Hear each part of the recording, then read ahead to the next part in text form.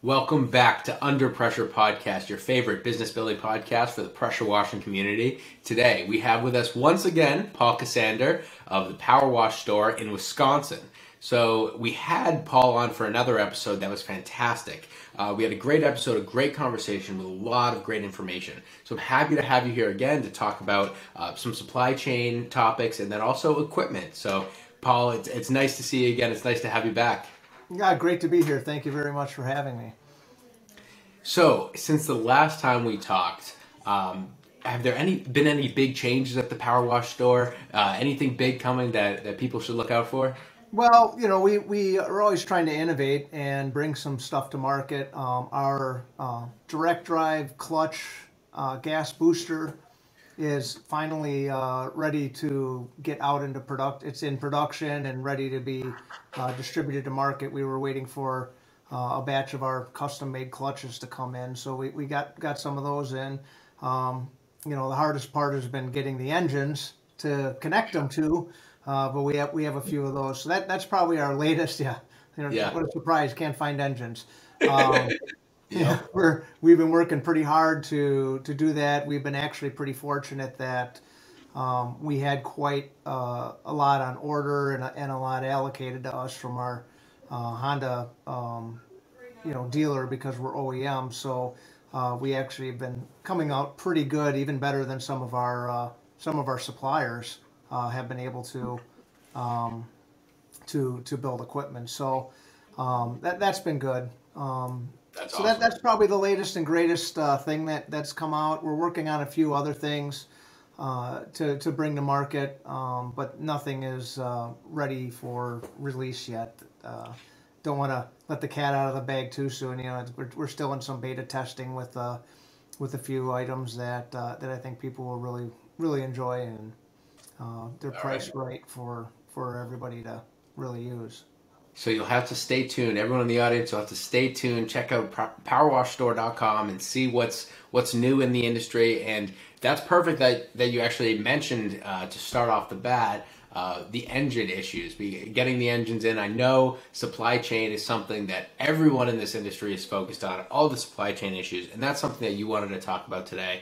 So I'll Yeah, give you I'd the like floor. to, yeah, kind of touch base on that a little bit. I know we covered it pretty extensively in the last podcast that we did, and things really haven't changed too much. If anything, they're actually getting worse. I mean, you're seeing more and more items, everything, getting to a point where the demand is outpacing the supply, and then the supply and production has been reduced, and from one component or another. I mean, they're not building engines because they can't get plastic, or they can't get the metal, or the casting plant, or the foundry is down because they can't get the sand because the company that made the sand or the molds or whatever. It's always something weird that you would never think is the case.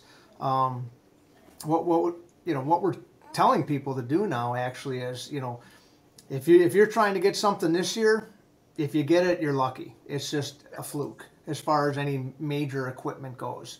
Um, you know, you can get it, but you're not likely to get anything just in time. Like if you need a Mhm. machine today, you're probably going to be out of luck in a Yeah, lot of cases. Now we're yeah, fortunate we have, you might not get exactly what you want, but you can get some stuff yet. So we're fortunate that most of our franchise locations are stocking machines. We've been ordering consistently, but a lot of the stuff that we've been bringing in is stuff that we ordered 4 or 5 months ago. wow, Hydrotech, Pressure Pro, a lot of them, they're at 20 plus weeks on things right now. So we're coming into June here. So what does that mean? You're not going to see a machine till December. So what we're telling people is that when it comes to the big products, the big purchases, the trailers, the skids, the pressure washers, a lot of that stuff is to plan ahead, plan what you want next year in spring, and probably order it within the next month or two at the latest, hmm to at least get yourself in the line to potentially get it in 6 to 8 months when the season starts. Um, wow, and it's just what it is. Now, on the opposite side, so far the parts availability has actually been pretty good. And, that kind of goes to, the supply chain thing is that what I think you're going to start seeing is that everybody is going to have to make do with what they have and make sure it's working. And it's going to be very important to actually care for your equipment, to set up a maintenance plan, to set up a program if you have employees that there's an accountability, that they're checking the oil every day, because when they run it out of oil and the engine blows up, you could be down. Your business could literally get shut down because you can't get something. And then you're going up to Home Depot and finding a little 2 at, $2,000 to try to get jobs done. So it's going to be important to have maintenance on your equipment, to establish a routine for checking things. Same thing with your trucks. I mean, the dealers, I had a rear window motor that went out on my pickup truck because I opened the window. It was one of the 3 nice days here in Wisconsin last week. And I opened my rear window on my truck and it won't close because the motor went out. So I went to the dealer and there's not really a good way to close it. So I have a piece of plastic over the back, but they said it's going to be 3 weeks before I can get a window motor to close my back window on my pickup truck. Wow. And I mean, I don't worry about anybody getting in the truck unless they're like this big, if they can climb over between the seat and the headrest. But, yeah. There's really nothing that they can do to break into it or anything. And I park it in a garage. But, it's just the fact that it's in everything. It's in everything we see and everything we do. And it's now more than ever, it's just important to care for your equipment, to take that time to do it and to plan ahead. I mean, you should be planning 6 months out. You should be planning a year out. And if you don't have spares or backups, you need to look at that.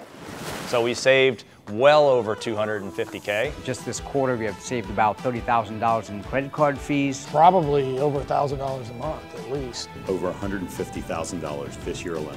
$180,000 the first year we worked with them, and it's growing every single year. Thank you, Pair Payments. Thank you, Pair. I would recommend them to anyone. Yeah, just wish I would have done it sooner.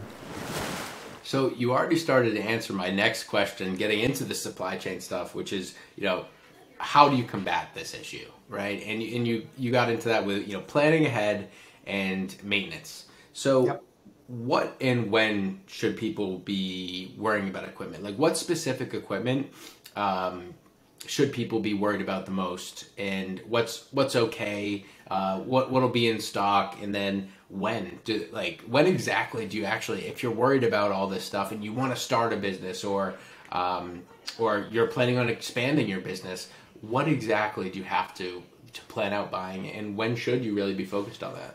Yeah, I mean, obviously what you need to look at is really comes back to tracking things within your company. I mean, this goes for profitability, this goes for how you run your operations, what you should be charging, how much are your employees, gas, everything. I mean, it exposed inefficiencies. That's kind of a whole other topic. But tracking what you're using and what you're doing and plan that out. I would personally, if it were me, I would plan everything in my business out probably 10 months, just to be safe.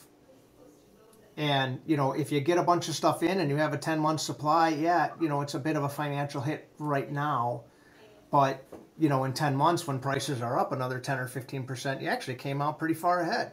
Yeah. And start planning and prepping and doing that. As far as equipment and things like that, I would be planning for next spring right now and probably get stuff in the works by, August at the very latest. Because it could be March, April, May by the time you actually see something. Because it's not getting any better. I mean, we've heard word from Honda that they're cutting back production on stuff. They're shutting down for 2 months because they don't have the product to build engines. Wow. We've also heard that they're getting out of the lawnmower and small engine game, not like 630s and 690s and that type of stuff, but like weed eaters and push mowers and rototillers. We've heard that they're going to stop making stuff like that. So, that's going to, again, hurt the supply chain a little bit more. And rototillers might not be important to pressure washers, but they're important to a lot of people. So, that's the kind of stuff that's happening. So, planning out, a year, 12 months, same thing with component parts. You probably want to have a 2 or 3 month supply on hand. If you go through 2 couplers a month, well, order 10 or 15. You're going to save on shipping. You're going to save overall on your costs if you have to pay shipping. And you're going to have it when you need it. You're not going to be like, oh, I can't go wash your house for $1,000 because I don't have a $4 coupler.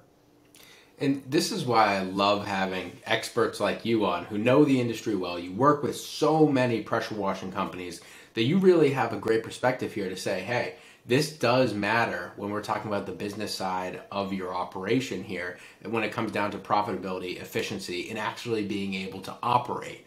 Right? So not only do you get better pricing and prices rise, I love what you're saying about ordering in bulk to get better prices, and prices will rise down the line. You got to be prepared for that. But also, something you said to me before the show is that you really do have to plan this stuff out because you want to make sure that you're able to operate when you have these jobs, right? Yeah. And do you see a lot of companies that are like, I can't take jobs right now because unfortunately I don't have the equipment or I don't have the chemicals? Yeah, we have run across that. Now, chemicals actually have been one thing in the industry that have been pretty consistent with not running out of. I mean, there's some products that are a little bit delayed and then some short supply. I think the longest we had to wait for something was about 2 weeks because one of the components, the raw materials, wasn't available, and they had to source it a little different. And then the biggest issue has been, buckets, but it appears to be that we're through the plastic issue now. Now it's not a matter of the resin any longer. It's a matter of the labor to keep up with production to catch back up. I think,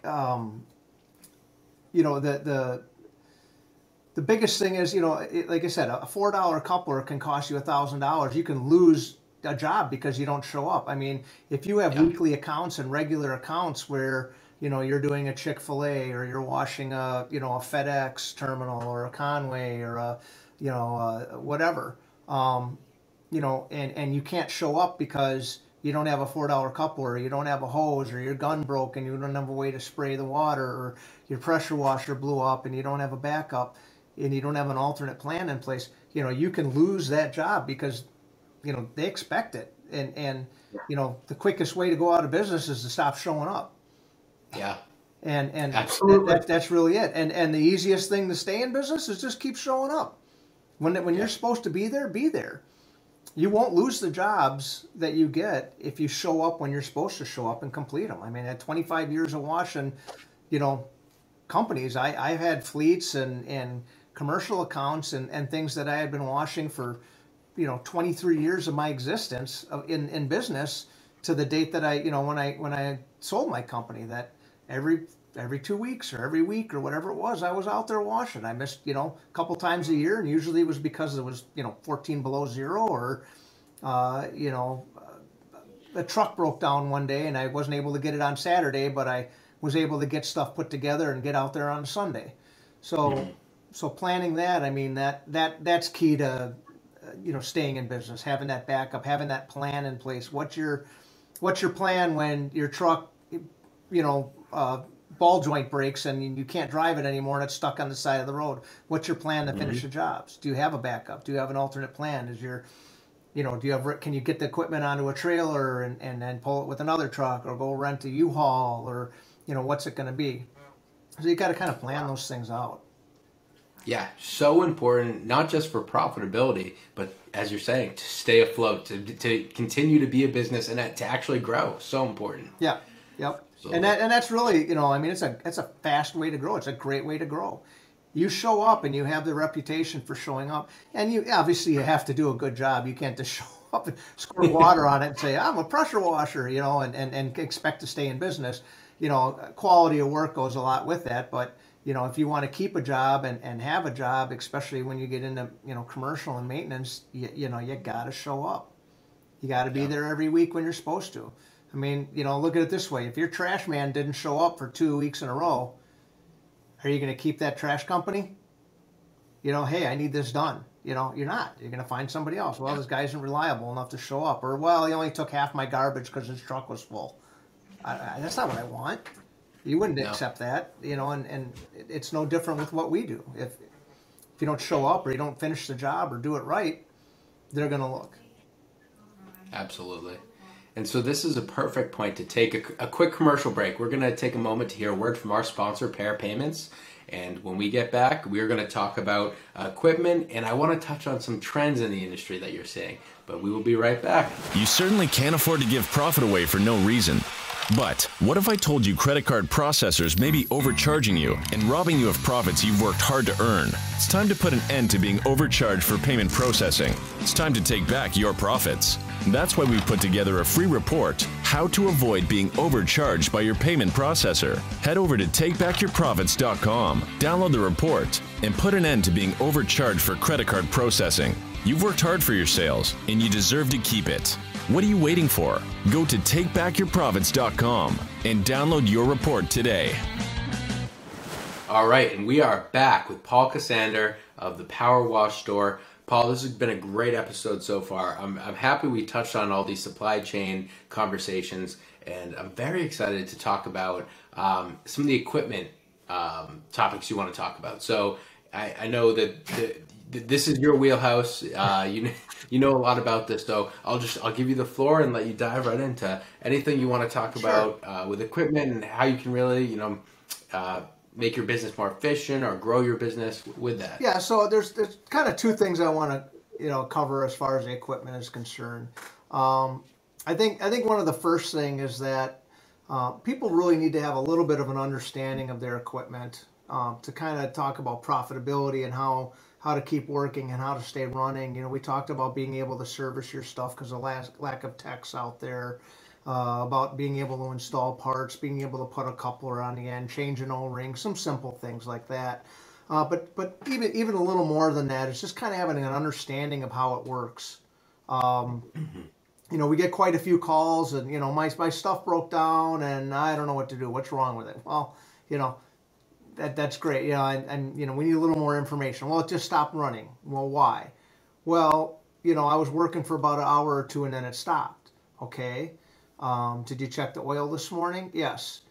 Okay, did you put fuel in it? Well, of course I put fuel in it, but did you check? Did you do it or did your guys do it? Why did my guys do it? I said, go check your fuel. Oh, I forgot to put fuel in it. We would come across stuff like that. I've done it. I couldn't figure it out. Started ripping the whole thing apart, trying to figure out what's going on before I realized that the fuel tank was empty. And people will do stuff like that. But having an understanding of how stuff works, why is my turbo nozzle not spinning? Why is my gun leaking? Why does my injector stop sucking? Things that you need to operate, and getting a little bit of a basic understanding of how these things work is kind of important. So we're working on doing a series of training videos. It's going to be a while before they're up on our website. There are some up there now on our website, in our video library that people can access.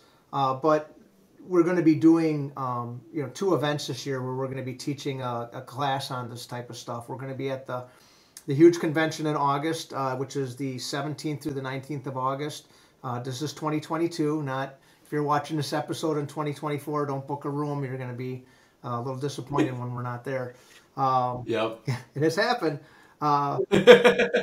And then we'll be at the PWNA in the 12th through the 15th of October down in Orlando, and that is also in 2022. So we're going to be doing basically an understanding your equipment type class. So we'll take injectors, chemical injectors, we'll take them apart. We'll talk about how they work, why they work, what they do, if they stop working, what you can do in the field to fix them. The same thing with the trigger gun, so you get an understanding of how they work, which ones are a little better than others that you can get more life out of, and these are kind of things knowing and understanding will really help you in planning, in forecasting out a year. I know that we always tell people, if you're running bleach or you're running any acids and you're downstreaming, buy a chlorine rated gun or a gun with what's called a ceramic ball in it or a ceramic seat. And what that does is that when the acid or the bleach is running through, it doesn't tear up the coating on the stainless steel ball and make it all rough, so that water will weep out of it and it won't shut off. Don't use ball valves as a metering valve. It's not a ball valve is designed to be on off, and if you crack them to try to build pressure for rinsing, well, it works kind of nice, but wrecks the ball valve, and then they don't last. So use them as an on and off, and set it up to put a nozzle in there. How often do I change nozzles? How does a 12-volt pump work? How does a diaphragm pump work? What is it? What do I need to do to keep my pump in top condition so I don't break down? How does my unloader work? What causes that to fail? So we'll be covering a bunch of different things like that in the classes, and it's it's just kind of general things you need to know. I get it that you don't want to work on your equipment, and that's fine. There's nothing wrong with that. I knew how to fix all my stuff, but a lot of times I took it to a service guy that I knew back in the day before I started doing it myself, and I just had them fix it because my time was precious. I made more money going out selling or working or doing the washing than I did fixing my equipment or building rigs or doing that type of stuff. It didn't make sense for me to do that. Where's your time best served? And some of the new guys starting out, they have more time than money, so I get it. Build your own stuff. But the bigger you get, time becomes more precious than the money in a sense that your time has more value than what it costs to have somebody else do the work. Oh, absolutely. And we have that conversation with even marketing, say, right? Like when you have the time, it's great, but then you get to a point where you have to outsource it and stuff like that. So I'm glad you brought all this up, these resources, where to find you at the huge convention in PWNA, where you're going to be doing the trainings, and then the resources on your website with the video library and the series that's coming. Because my next question, after just hearing what you were saying, my next question was going to be, hey, for those guys starting out, where do you go for resources to learn about your equipment? And, earlier before the break, you had talked about maintenance plans. Like, I'm wondering if someone has never had a maintenance plan and now they're hearing this podcast and they're thinking, oh my God, I need a maintenance plan. Where would you direct someone to say, hey, this is a great resource to figure out, where to look for maintenance plans, where else to look for equipment? Like, I know you guys have a lot of training and stuff coming, but where would you recommend to point someone for those kind of resources? There's actually quite a few of the manufacturers have like maintenance schedules and maintenance plans on their websites. General Pump has a installation and service manual that kind of gives you troubleshooting advice and when to do your service and intervals and things like that. And you can just download it and print it out. Establishing something of your own type of plan. It kind of really depends on your hours. You're not going to change your engine oil every 50 hours if you're working 50 hours a week. You can go 2 or 3 weeks, or a month even without, changing it, every couple of weeks. It hasn't really had the opportunity to build up the acids in it to cause the damage and the get dirty, for lack of a better term. So you can change it maybe monthly or maybe every 100 hours or 200 hours as long as you keep the levels appropriate. You just don't want to let it sit too long is really one of the worst things for it. Our website has some resources. Obviously, calling any of our locations, all the franchises are willing to help you understand your equipment. All of them, when you buy from them, they're happy to train you on the equipment. They offer a little bit of training and on-site help. They're available by phone, as are we. It's kind of one of the things that we've always prided ourselves on, is to try to support the contractors as much as we possibly can. Now, it's not always possible when you need it at that very moment because we might be on the phone with somebody else. I mean, just like you, everybody's very busy. And, if you call a location and you can't get through, it's not because they're ignoring you. It's because, they're on the phone with somebody else. And just like when you're on the phone with them, they don't want to, blow you off to answer the phone call for somebody else. They take care of people as best they can as they come through. So, absolutely. So that's where I would look at resources. We're always happy to help, and as are all our franchise locations. Yeah, and you guys are a great resource, so I appreciate that. Is there somewhere specific is there a phone number you want to put in here if someone wants to reach out to you guys, or a specific what they can website? actually do is if they go to powerwashstore.com, right on the top of the website, there's phone numbers and addresses and information for every single location that we have. They're right there. You can call them. We recommend calling and building a relationship with the one that's closest to you, because that really can help you out. If they can't find the answer or don't know the answer, they'll do the research or direct you to us or to the place where you might be able to find it. It might not be something they deal with, but a lot of times they can help you with that. If it comes to sealers or chemicals or parts and products. Every one of them has run a washing company for many years. Most of them 20 years. Some maybe 15 years. But from window cleaning, everybody had a specialty: brick cleaning, window cleaning, wood restoration. You name it. We've done it, and we're happy to help people figure that stuff out. So as far as that end, and any location can help you with that in helping to find the resources or understanding some of that. That's great. And I love all the experience there. Such a fantastic resource. And again, that's why I'm so excited to have you on today, because as an expert in the industry, I'm curious to hear from you. What are some trends you're seeing? And what are people doing that's working? And what are people doing that's not working that you'd say, hey, if you heard this on Facebook or in some forum, stay away from that? What's working, what's not working? Well, actually there's a couple of trends that I find kind of interesting that I think are really positive and really good. What I've been seeing more of lately is a lot of companies have gone to what I guess you would call business coaching.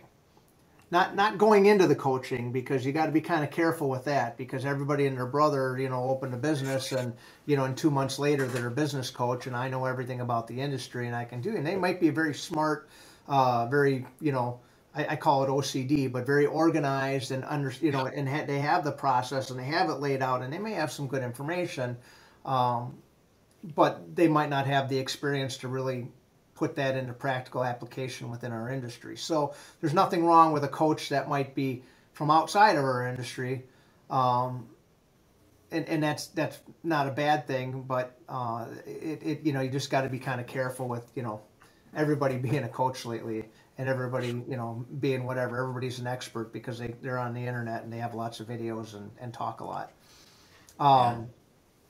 But I think what we're seeing, even companies that I know that have been very successful, been in business 10, 15, 20 years, they get involved with a coach, like Conquer. Matt Clark is, I've worked with him for years. His background was in NASCAR. He was a pit coach for years on championship teams, and met him from years ago and worked with him, and I talked with him. He's a very good coach. A couple of my franchise locations in their wash business set up some coaching calls and coaches, and it's it's not like they have all the answers, but just like a good coach, they can point you in the right direction. They give you that nugget that leads you where you need to go, and sometimes it's so simple. It's like, why didn't I think of that? I've been in business for since the 90s, and I don't know everything, and I'm 50 something years old now, but I still get a guy that tells me, well, what about this? And I'm like, you can't know everything, and that coaching trend, I think, has really helped a lot of people take it to the next level. Does that mean you got to spend tens of thousands of dollars on coaches? No, not necessarily. It might just be a 30-minute conversation with a coach, somebody to hold you accountable, like a trainer when you go to the gym, right? Do you really need a trainer when you go to the gym? Well, no, you can do the research yourself, but sometimes that trainer is the guy that gives you that little kick in the butt to get going, and it's a trend I've seen more and more people start to do, and I think it's paid dividends for a lot of people, because it just that accountability that hey, I have to have this report in by Thursday or I'm going to get an F. Well, I own my own business. Who cares if I do a report, right? Nobody's going to tell me I have to do a report. But when there's an accountability and your coach says, why don't you have this done? This is why you're failing. All of a sudden, it's like, oh, it makes a big difference. So I think that's a trend that I'm seeing, that with the successful companies that they're really starting to do. We're starting to see you know, there's a becoming more of a balance in the pressure wash, soft wash life. You know, when soft washing became more of a thing, probably, you know, in the last 10 years, I would say 8 to 10 years, it became more and more of a thing. I mean, it was always something down in Florida. The invention of the proportioner really changed a lot of stuff. And everybody kind of went to just soft washing. I'm going to soft wash everything. Well, they realized, that doesn't do everything.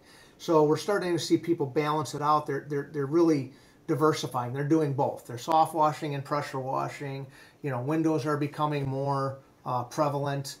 There's a lot of crossover between the industries, between soft wash and pressure wash and window cleaning. They're all kind of intermixing and realizing and becoming more of a whole cleaning company, not just a specialized in one and only thing. That's another trend I'm seeing. Education is becoming more and more prevalent, which is good.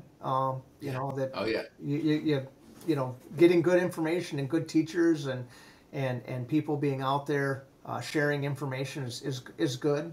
Not all of it is good information, but it's good to have out there too. At the same time, it's like, so you know, yeah, this is wrong. You know, I just, you know, you got to be able to use your mind still and not just take everything at face value. You know, as we learn in daily life. Yeah. So is that something you're seeing people doing wrong? Is taking advice from people they haven't vetted? Yeah, I see quite a bit of that. You know, again, it's still out there. You know, there's guys that I've known over the years that, you know, purposely, and they've even told me they purposely put out bad information. Wow. It's right, but it's not really right. He's like, yeah, I make it right enough that they'll believe me, but that's not the way I do it. But I do that on purpose because I don't want competitors. I'm like, that's just kind of wrong. But, you know, most of those guys aren't really around too much. Now it's more of the guy that, you know, I've been in business for 6 months or I've been in business for 2 years and this worked for me and this is the way it has to be and this is right. It's like, well, yeah, it's right, but it's not correct. And again, I think I've mentioned this before. There's a difference. Something can be right, but not correct. You know, just because you can do something and it worked doesn't mean it's the correct way to do things.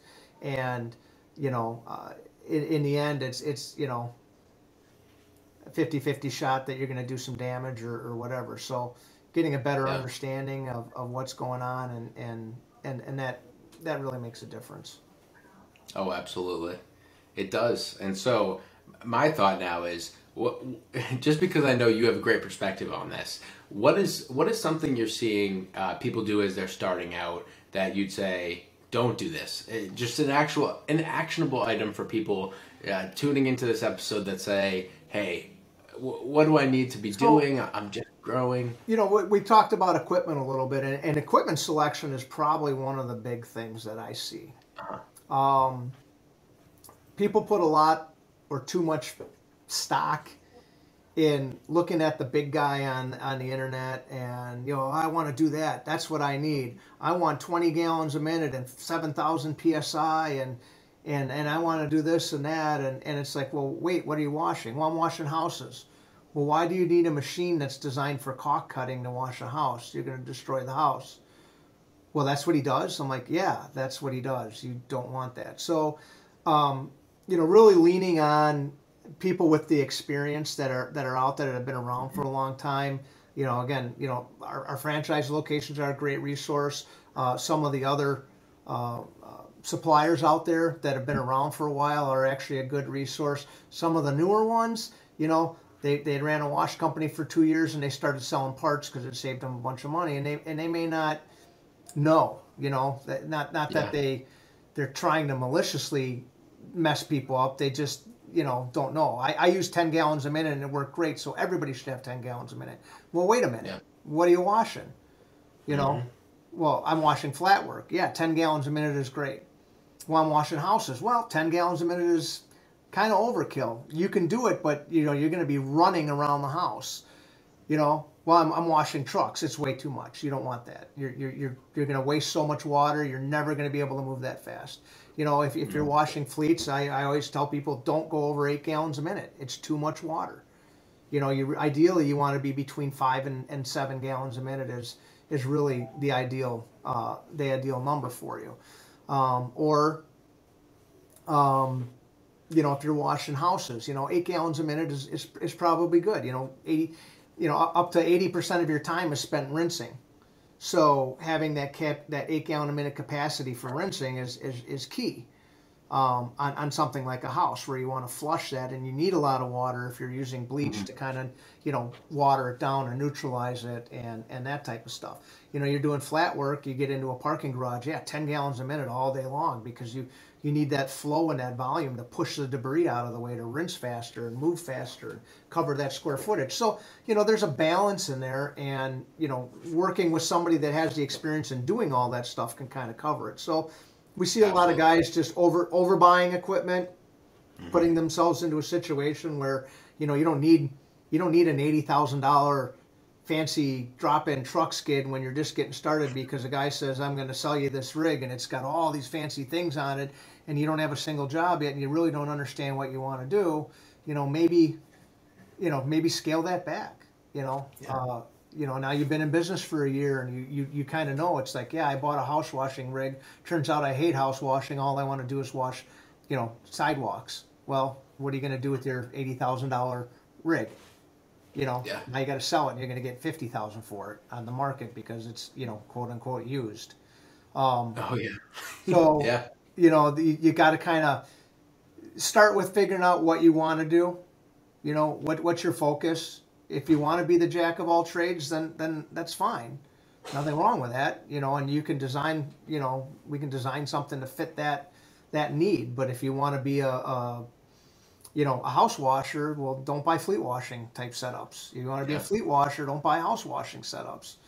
And, you know, really focus on what your niche is. Doesn't mean you can't cross over, but, you know, selecting the right stuff for the right job is really the key.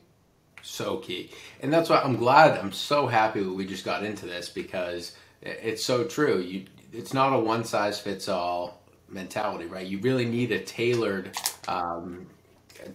piece of equipment to what you're doing, so that you can optimize your business and you can be profitable and continue to grow.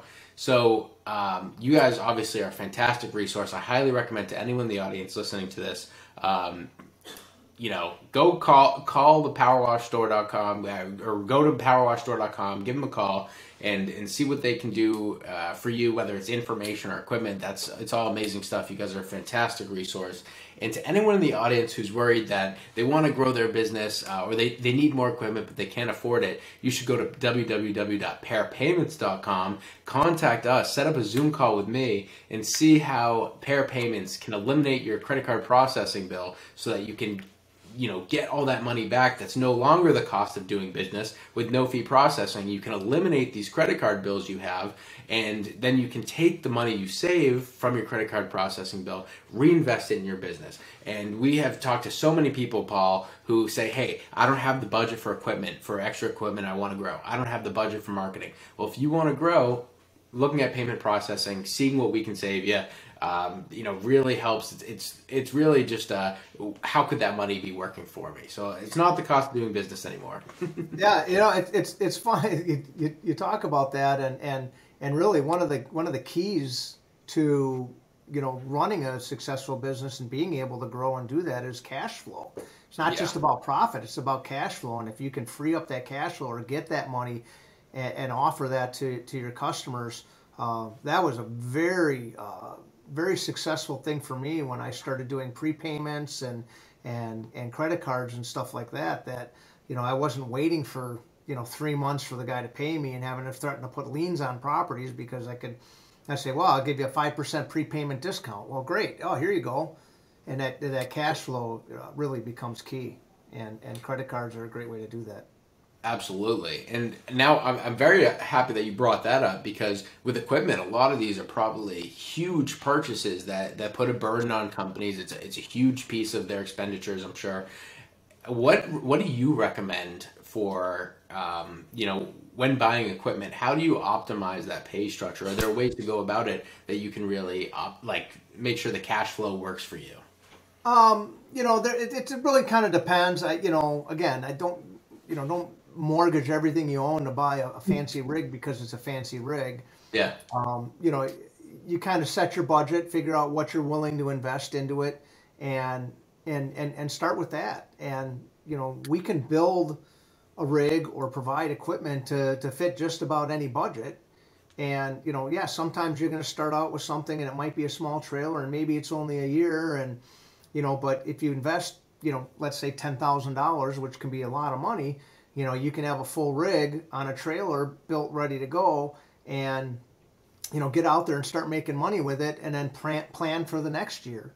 That next year, coming into September, October, I've made a bunch of money this year. I've been setting it aside, and I'm going to buy a $30,000 truck rig, so this is easier, and I can grow and expand, and reinvest in the company. If that's what you want to do as far as that's concerned. So finding something that fits in your budget. Some people will do leasing programs, with different leasing companies. Go to the bank and get a loan. It's actually with rates are going up a little bit, but with rates being as low as they were, I mean, it was almost like free money to go and borrow that money and amortize it over a 5-year period, and then you're not stuck with a $40,000 bill or a $30,000 bill. You're stuck with a $800 a month payment. Yeah. And that's that's key for cash flow. The other thing is if you haven't read it, I would recommend reading the book Profit First. Mm-hmm. And a better way to manage your money and keep it and not spend more than you really have to spend and get yourself into a bad situation, because once you fall behind, you're behind. The good news is that our industry, from a cleaning aspect, is a very high profit margin business. Mm-hmm. So it's not hard to make a lot of money to get yourself and be able to pay cash for everything and set that aside. You're going to have to go out there and hustle, but when you do, it pays off. Oh yeah, absolutely. And so Profit First that you just mentioned is by Mike Malkowitz. Go check that book out. Fantastic book. You can grab it on Amazon. They should be sponsoring this podcast because I feel like it's brought up a lot. But are there any other books that you would recommend? Because we love dropping resources in these podcasts. Any books you recommend someone goes and checks out? There's any of the business books, the How to Win Friends and Influence People. That's like one of the oldest ones out there, and it actually, really works. Kind of what you're interested in is really going to be the best book and best resource for you. Maybe areas where you feel you're not as strong, you may want to, look at that type of stuff. But, even areas where you are strong, you can never get too strong in something. Be the expert in that. Maybe you're great at sales and, become better at sales. You don't worry about the day-to-day operations. If you're good enough at sales, you can hire somebody to do the day-to-day operations for you. And that's kind of the key. It's working and growing and constant growth. Constant growth really makes a big difference in the operations of your business. Get involved in these shows and networking, and you can really learn a lot. Absolutely.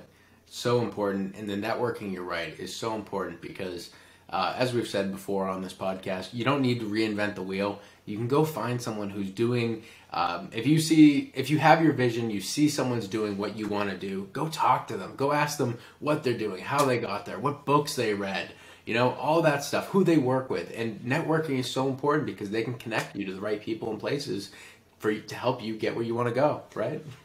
Yep, exactly. That's 100%. Absolutely. So, wow, Paul, thank you so much. This has been a fantastic episode. Is there anything else you want, any other golden nuggets or anything you want to leave with the audience before we call it a day? I might have to save a few, so if I come back on, I can oh, yeah. come up with something. No, I think, biggest thing, just, plan ahead, track. If you're not doing it already, get a notebook, start tracking everything you do. Mm-hmm. Build your systems, find your inefficiencies, and I've done classes on that. How to manage your business and develop profit, and really what it comes down to is tracking. Mm-hmm. How do you know how to price stuff? Tracking. How do you know how to make money, or how much money you can make? Tracking. Are you making money or losing money? Just because you sell a house for $400, did you really make money on it? Mm-hmm. You don't know unless you track it. Turns out you made $400 selling the house, but you spent $360 to get it done. Did you make any money? Was it worth $40 to be there all day? Probably not. Mm-hmm. So that's where tracking comes in. It just track. So important. I'm glad you left us with that, because you're right. You can't even overstate the power in making data-driven decisions. So I appreciate that you mentioned that as well.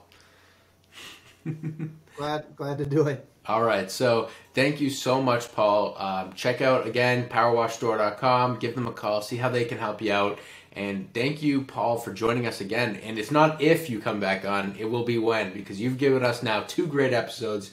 If you hadn't heard Paul's last episode, go check out Paul's first episode with us. It was a fantastic episode, and we will definitely have you back on again. Well, I really appreciate the opportunity. Thanks for having me. It's been a lot of fun. My pleasure. It's absolutely been my pleasure. I've had a blast as well.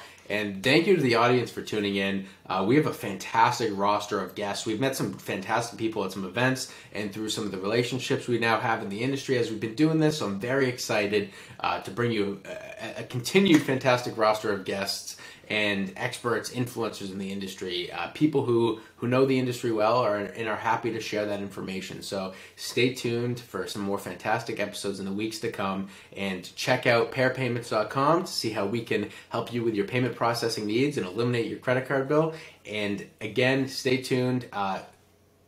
Also, engage with us on social media. Ask any questions that you want to have brought up on the show when we have someone specific to cover that topic. Let me know what topics you want to hear, who you want to hear from. Let me know. We'll have them on. But stay tuned, and we will see you next week. Thank you for tuning in. If you haven't subscribed, go ahead and smash that subscribe button. And don't forget to hit the bell so you won't miss our next episode. This episode was produced by Jake Aronson. This has been a Pair Payments production.